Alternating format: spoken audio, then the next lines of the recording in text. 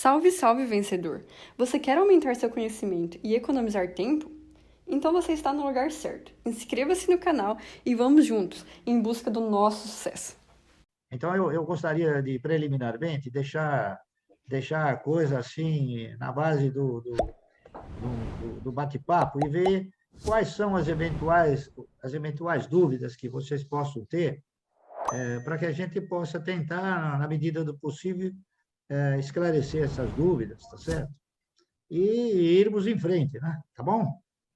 Eu gostaria de ver de vocês questões que vocês possam, eventualmente, direcionar a mim. Bom, seu Barça, eu quero dizer que, assim, primeiro de tudo, eu sou seu fã, já consumi Muito obrigado. todos os seus vídeos, todo o seu conteúdo pela internet, aprendi muito. Comecei a investir com base no seu conhecimento, na sua história, no que o senhor fez. Então, assim, eu fiz aqui, eu elenquei algumas questões aqui. São questões que eu nunca vi ninguém fazer para o senhor, Oh, porque eu praticamente consumi todo o seu conteúdo na internet, aprendi demais.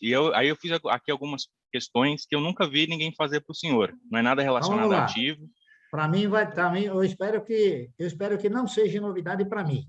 Mas vamos lá.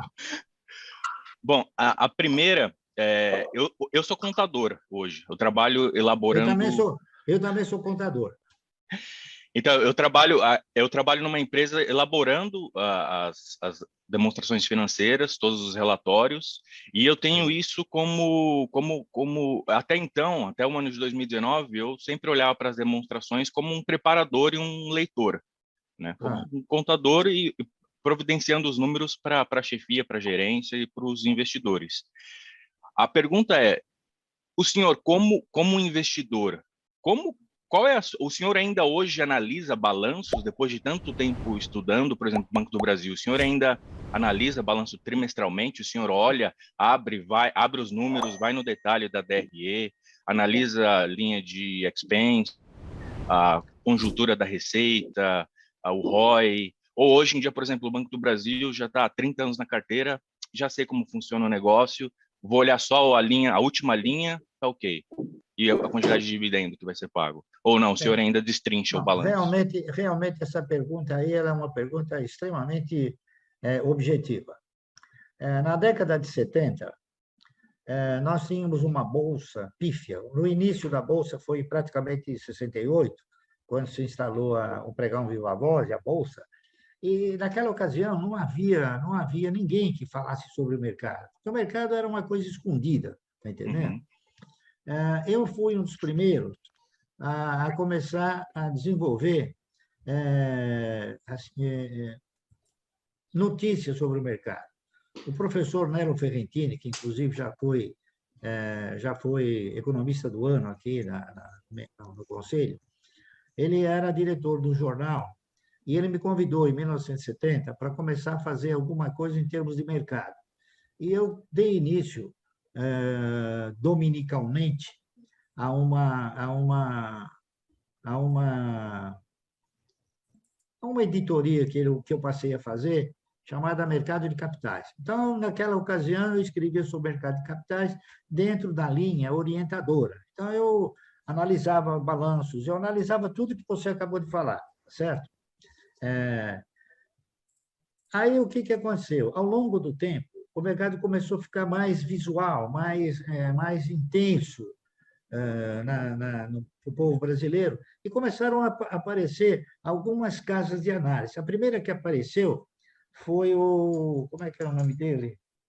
Bom, ele começou a fazer análises igual que eu, tá entendendo? Eu fazia análises para uma coletividade pequena.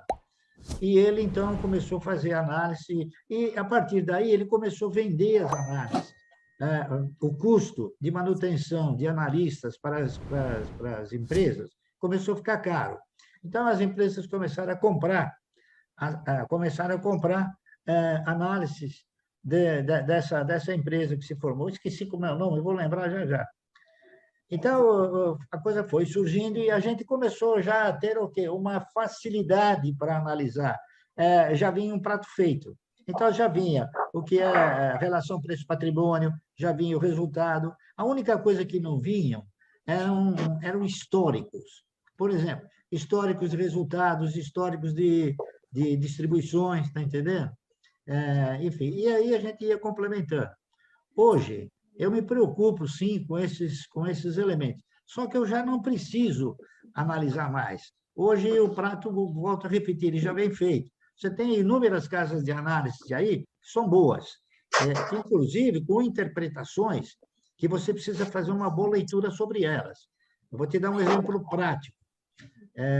Eu fiz um trabalho agora e mandei para uma série de pessoas, na qual eu colocava trimestralmente os resultados da Cielo.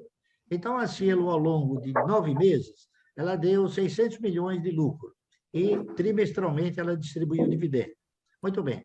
Eu não falei se é para comprar ou não é para comprar, eu apenas disse o seguinte: eu estou comprando e eu acredito que isso possa, talvez, se constituir numa opção de curto prazo. Muito bem. Aí, o que aconteceu? Apareceram o Credit Suisse, o BofA, apareceram inúmeras, se não me falha a memória, 5 casas de análise, dizendo o seguinte: o preço justo da Cielo hoje é 5,20, 5,80, 5,50, mas é para não comprar. Então, você tem o seguinte: você tem que tentar captar essa leitura e gerar a leitura certa. Então, qual foi a minha leitura certa? A minha leitura certa é o seguinte: hoje, a Cielo tem 160, 170 milhões de ações locadas. E quem loca essas ações para vender a descoberto são exatamente essas instituições. Ou, pelo menos, não todas, uma delas. Então, eles não têm interesse que você compre a 2,10 nem a 2,15, porque eles têm interesse em recomprar as ações para devolver. Está entendendo? Então, é uma leitura que eu fiz, é uma leitura que eu faço. Eu não sou contra eles, porque a única que se pronunciou que o papel mereceria o preço de 3,30 e era para comprar, foi uma Genial, que é uma corretora de valores, né? Então, ela talvez esteja mais certa. Agora, o que eu estou fazendo? Eu não escuto essas grandes instituições, porque, na minha opinião, eles não estão te orientando direito. Se o papel está 2,10, 2,09, e o preço justo dela é 5,50, poxa, é um preço bom para comprar, está entendendo? E outras análises também que você vem fazendo. Digo mais, a questão de 3 anos passados, a Cielo costumava dar um lucro de 2,5 bilhões, 2,6 bilhões. Pagava um ótimo dividendo, custava R$24. Agora, com 600 milhões, ela custa 2,10 e paga dividendo trimestral. Então, é um contrassenso você seguir a orientação dessas instituições. Então, eu tenho a análise que eu faço, independentemente de considerar os números, contabilmente falando, e em termos de análise de resultados. Mas eu analiso os resultados, claro, está entendendo? Salve, salve, família! Você quer aprender lições valiosas e fazer o melhor investimento da sua vida, mesmo com pouco dinheiro? Então veja o primeiro link da descrição. Vocês aí que assistiram, ficaram com a gente até agora, obrigado pela moral, obrigado por acompanhar. O mais importante de tudo é você se inscrever no canal e deixar o like, porque pra vocês saberem quando vai ter o próximo, etc e tal, aquele mesmo de sempre. E é isso, rapaziada.